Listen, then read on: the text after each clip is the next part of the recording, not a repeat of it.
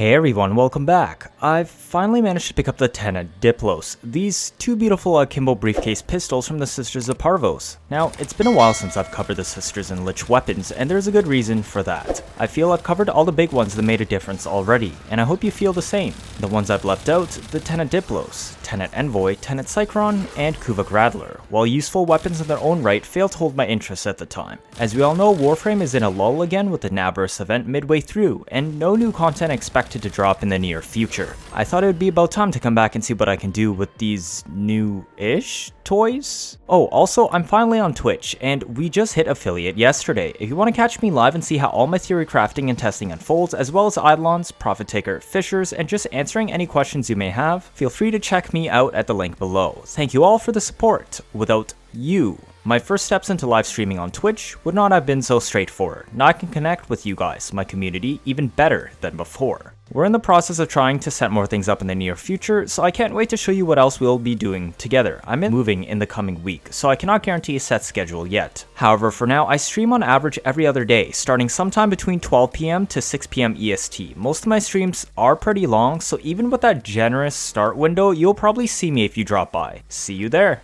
Alright, so let's get back to the video. The Tenet Diplos are akimbo pistols you can get from the Sisters of Parvos. Their stats scream parallel to the Axiomatic Primes like in an alternate universe. It's kind of like how the Tenet Spirex is a cousin to the Kuva Seer. But this is where the similarities end. While the Diplos has sky-high crit chance and above average crit multiplier, the first thing you'll notice is this weapon has quite a lot of kick. So much that I don't think it can be used without some kind of minus recoil. This does limit options on the weapon, but we'll get into that later. Status chance is only a measly 14% as you can see, but the IPS split isn't favorable to Slash either. My first impressions of this weapon are pretty similar to what others think, and I'm not really surprised. It's a crit stick, that's about it. This also means it's wonderful for Eidolons if you're into those kind of meme weapon setups, because it can definitely support that kind of play due to its fully automatic nature, large magazine, and sky-high crits. But it wouldn't be an Asian Invasions video without trying to force it to do things that shouldn't, right?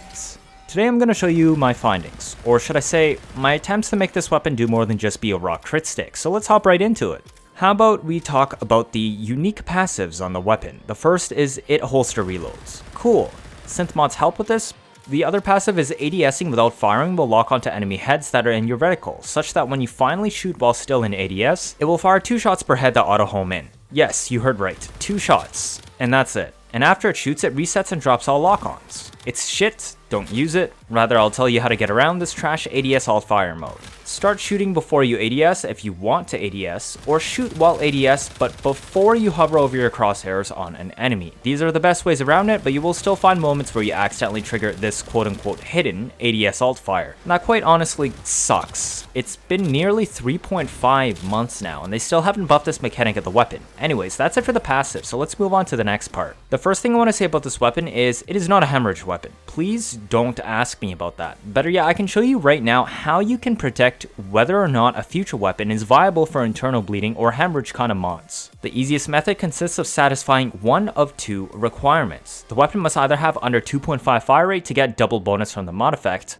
or it must have forced impact on its attacks, before you even consider these mods. Diplos has neither, so it is not suitable for hemorrhage, but if you want to look at it deeper, here's a quickie. The weapon has 40% impact weight before Kuva elements. Even if you get a 60% impact Kuva bonus, this only increases the weight to 62.5. While this isn't far off from Spirex's weights that I recommended to go impact on, there is a very key difference. Spirex already has forced impact on the main shot, but even excluding that, the non-forced impact hit is an AoE, meaning you can slash many enemies per shot. Diplos is a single target weapon, so it already loses in that category. Okay, so what? Maybe you can slash enemies super hard. Well, no it can't. See, Spirex has 40% base status chance, and Diplos has only 1/3 of that at 14%, so even all things equal, you get 3 times more slash on Spirex than Diplos from impact. And Spirex was barely good enough to recommend impact to start with. And here's the final nail in the coffin. Spirex is also under the 2.5 fire rate to get double bonus effect from the mod, and Diplos isn't. So Spirex is over 6 times more likely to proc slash from impact damage per shot than Diplos, and it's barely good enough to even go impact. And it was AoE, remember that. But if that can't convince you, maybe this will. If you go 60% impact on Diplos and somehow manage to get SAS up to 40% per shot with 62.5% total impact weight, only 8.8% of your shots will proc slash from impact. That 7.8 slash the weapon naturally has. On a 40% slash build, that already makes 7% of your shots proc slash. So you're spending 2 mandatory mod slots and perhaps even a third just to get slash procs from impact that are barely better than the innate slash procs the weapon already has, and it's still a single-digit percentage of slash procs added. You're literally throwing DPS away wasting so many slots. So, scrap the Hemorrhage idea, and I hope you now know how to tell what weapons can use these mods in the future. The first build I want to take a look at today is a stock viral slash Tenet Diplos. Why this one? Because we want to see if viral slash without building for Hemorrhage is viable on this weapon. This is what the build would look like. First, I do want to point out this is a 36% toxin Diplos. Lower toxin weight means you get more slash procs, and a higher toxin weight means less slash procs, but bigger slash numbers on the weapon since the Kuva bonus is counted as part of the weapon's innate base damage for scaling. There's barely any difference for slash procs when considering 25% or 60% in the DPS scenario, with 60% barely pulling ahead, so just go for 60% on this weapon. The only time you care is because you're trying to slot a minus impact ribbon to get rid of as much impact as possible to preserve slash weight, which is where 25% impact is better than 60%, or because the weapon has massive alpha damage. Think Tenet Gregory's Glaive. It slashes so hard, you don't care how big the number is. If slash procs, the enemy is dead regardless, so in that case, you want a 25% bonus only, to maximize the slash weight and thus chances of a slash proc happening. Curiously, a minus impact ribbon would be good on Diplos if its disposition was much higher. Then you could turn it into a proper slash weapon, but since it's new and does work on base steel path well as well as shredding normal star chart, this might take a long while, and a lot of people will have to avoid using this weapon for that to ever happen. Now let's look at that build. It's honestly nothing special, and your basic stock viral slash pistol. Because the weapon has innate toxin already, this saves slot that we could use for lethal torn or seeker instead. I'm picking Seeker because for a bullet hose weapon, ammo economy is important and I value being able to DPS crowds, then kill one enemy quicker. The Frostbite is rank 0 since our goal is to preserve as high slash weight as possible because we only need viral to exist. On a bullet hose, isn't that hard to max viral, and you have other options too, such as Contagion or Zor's Primer and a Panzer. Actually, you could even just drop Frostbite entirely for Lethal Torn or Prime Quick Draw if you're into that. This weapon holster reloads, but it is a bullet hose, so I find a lot of the time you can't make use of its passive since you spent so many bullets killing things anyway, so you have to manually reload, and oh boy, it is pretty long on this weapon. There's another reason why I brought Seeker. Galvanized Shot does work on this weapon, and with 35.7% status, you're bound to proc impact, slash, and viral while shooting. If you're using an external primer, you will probably have even more status effects, so it easily surpasses Hornet Strike that way. The weapon also appreciates the fat status chance bump from the mod. Creeping Bullseye is too similar to Prime Pistol Gambit and doesn't let you reach any new benchmarks, say for Hemorrhage on 2.5 fire rate, so we're sticking with the primed mod. The primed Expel lets her slash procs double dip.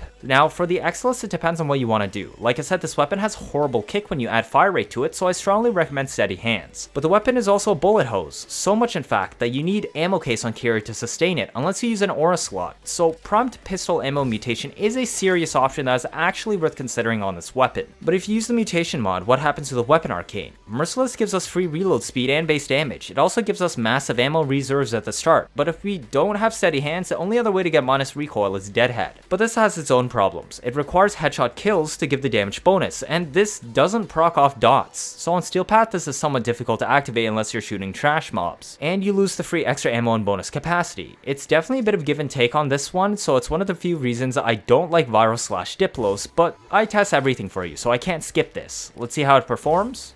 I do have my galvanized stacks already built up, so this is what a fully set up Diplos will look like.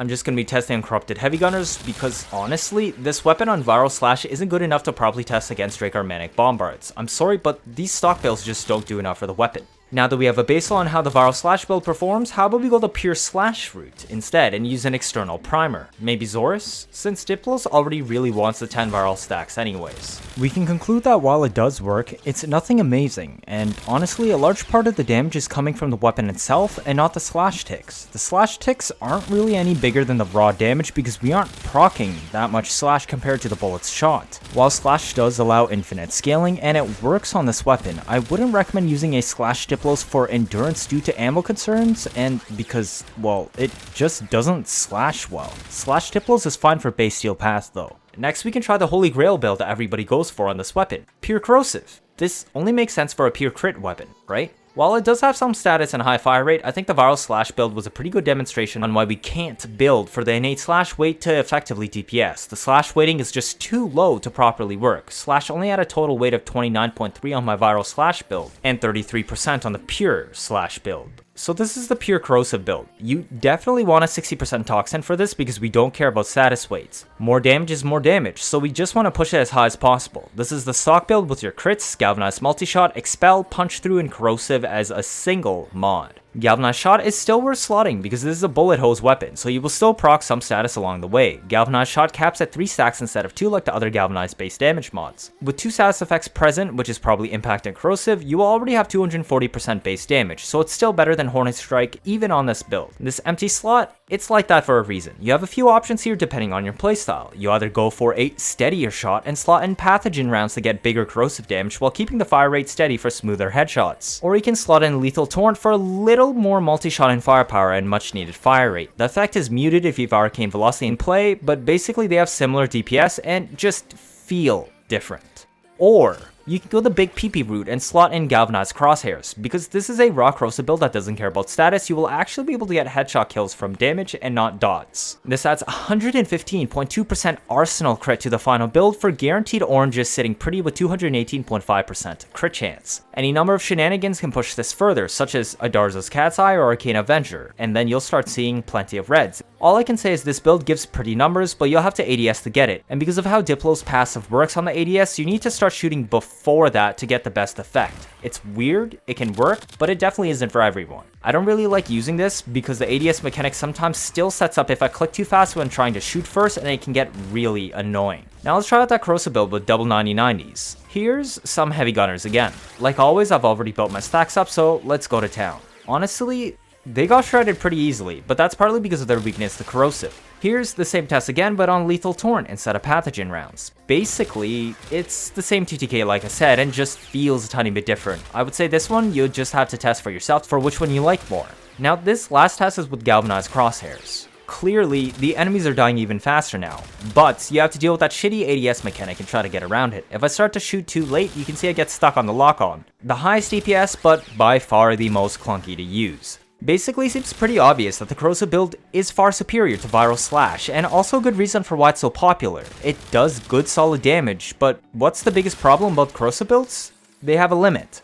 Since they don't have dots and don't ignore armor, they don't have infinite scaling, unless you're using some Brahma tier level of firepower, which even a pure corrosive Brahma has a limit compared to viral hunter munitions. You will reach a point where it just can't kill fast enough. So how about we look at a few more, exotic builds.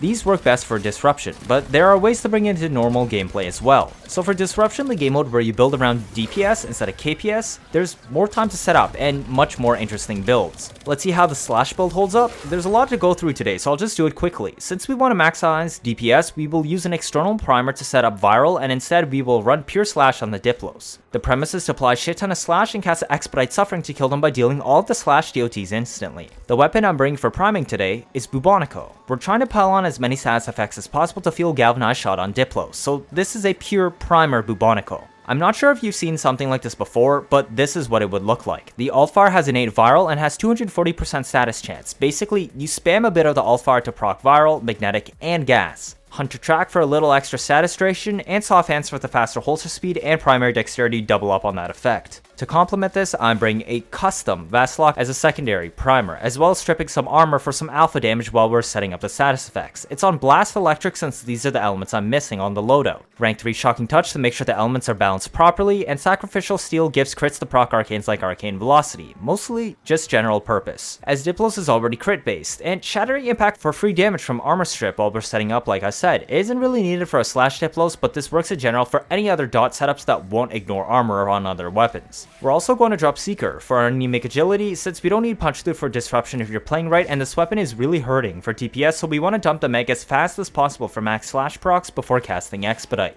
I made this Savagoth build specifically deal with disruption, but don't copy it. Basically, my goal was just pick a weird frame that isn't used often. The premise was use Gloom to set up close to the Demolyst, debuff it with my 1, which multiplies the damage it takes with damage and vulnerability effect, dump in Bubonical's Altfire, then switch to Diplos and Vastlock proc Blast Electric, then uncast by Gloom, which I've been using for survivability since Demolyst DR scales inversely with slow. We don't want the slow effect up during DPS. 95% slow makes them inversely 20 times tankier, so we will deactivate Gloom, proc Magus Lockdown, and dump Diplos in. Then we cast Expedite Suffering. The biggest problem we notice really quickly is that it just doesn't do enough damage. Diplos doesn't slash hard enough. There aren't enough dots because both the slash weight and status aren't high enough.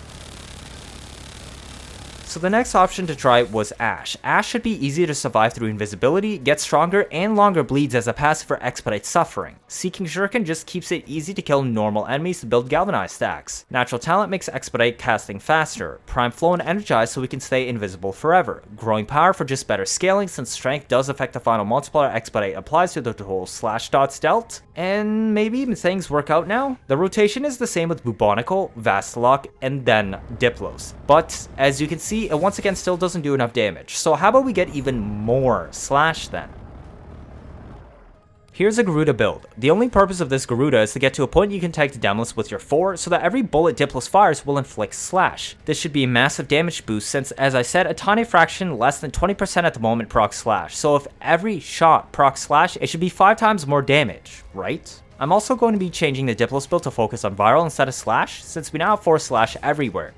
Well, here's how it turned out. The damage is higher than everything I've showed for, and if you can get the window right, you can spam Expedite Suffering for the infinite scaling on the 4, and it actually works. Granted, it isn't an easy free win, but the sheer fire rate and base damage of the weapon with crits is enough to make slash Expedite work when Garuda's 4 makes it slash about 5 times harder. There's also the synergy loop of how Expedite casts fuel back into her 4 if it's still active on the Demolyst, letting it multiply exponentially with each Expedite cast until the Demolyst is dead, or it nullifier pulses Blending Talon's effects. So I can sum up slash Diplos by just saying, it's a piece of shit unless you use Garuda. It works for normal play, but is much worse than pure Corrosive. For level cap, Viral Slash can kill normal enemies, but I wouldn't recommend using Diplos for that since it doesn't slash well naturally. For Disruption, the innate slash isn't worth it. It doesn't do remotely enough procs or damage for it to work. Garuda's Expedite loop is also risky and you have a timed window to deal all those slash procs, so we need an easier alternative, and an alternative I will give you. Let's go all out. This first of the 2 good suggestions is Saryn. And if you've been watching my videos, you kind of know what we're in for here. This is a Venom Dose Toxin Lash Expedite setup. I don't know if Roar is good enough, but this is literally it. We're running a weapon buffing platform. High strength because Venom Dose scales into Toxin Lash, giving it a massive buff, and Toxin Lash itself already scaling with strength. Toxin Lash also gives guaranteed Toxin procs on every shot, just like Garuda's 4 for Slash.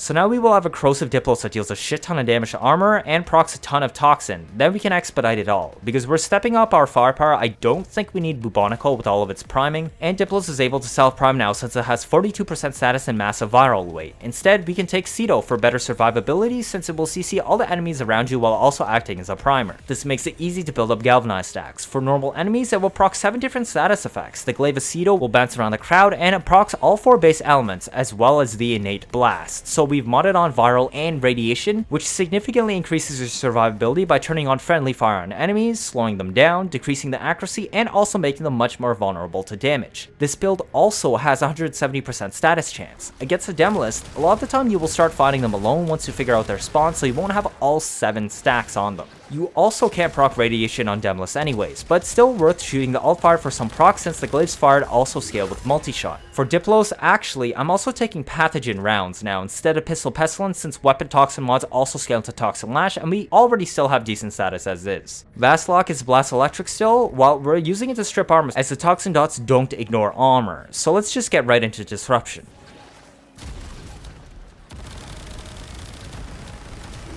Well, this is the power of Saryn, and this is the reason why I don't like resorting to using her. We don't even have to use Expedite, and they're already dead. Imagine if I used Roar instead. Some of these we aren't even armor stripping. So of course, Saryn will work, and armor strip gives her infinite scaling to level cap disruption. This illustrates the vast power gap between Saryn and other frames for weapon buffing, and because I feel like this is cheesing disruption, I'm going to give you another option, like I said, that doesn't rely on the meta disruption frame with literally unmatched firepower. Remember my Sentinel DPS meme with Ember and heat inherit strats? Well, we can't use proper heat inherit for Diplos because pistols themselves have higher heat mods than anything else. Heat inherent relies on using a primer that has highest heat mod percent possible, even higher than the weapon you're actually DPSing with, since the DPS weapon will scale off of that. It also uses the Banes from the first proc. Unfortunately, I don't have any Rivens for primaries or Vastlock that have heat and Banes on them, so we're going to use Diplos to just stack pure heat for itself, as I have no other weapons that can beat 165% modded heat on pistols. The Cedo is the same as the Saryn build, but I cannot guarantee it can max out viral procs against Demolyst, since sometimes they will be alone, which prevents the glaive from bouncing for more stacks. So instead, we will bring a viral Vastlock this time, so that I can proc viral while armor stripping. Lasting Sting to make it last longer, since we're going for sustained heat DPS. This is the Ember build. There's a plus 100% duration invigoration on her, so this should be 172. This isn't that important to the strats though, so let's just ignore that. You basically buff yourself with Fireball Frenzy for massive, big, insane heat weight, while double dipping the dots further with Roar, which acts like a universal Bane. Fire Blast is useless because we dumped range, and Immolation is just mostly a useless ability here that will just drain energy for minimal benefit. You can try keep it up if you wish, but because we can't CC with Fire Blast and we'll be casting Fireball to reset Shield Gate with Briefer Spite, you don't want to be wasting energy.